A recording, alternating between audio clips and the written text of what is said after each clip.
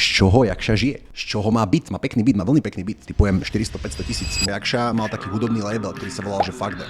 A možno si myslíte, že asi žije z toho, lenže nežije. Jakša tento label predal a ani ho nepredal za veľa peňazí.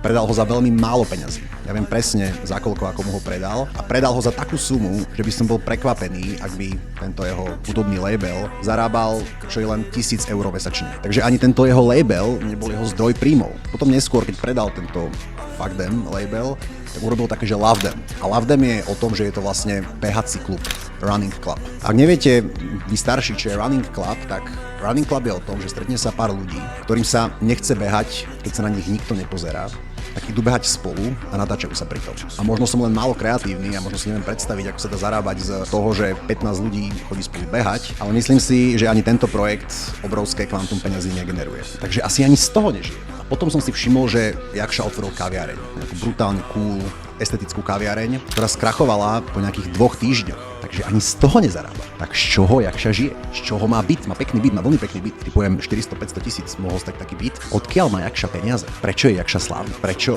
Jakša chodí do rozhovorov? Čo tam chodí rozprávať? Veď on nič nerobí.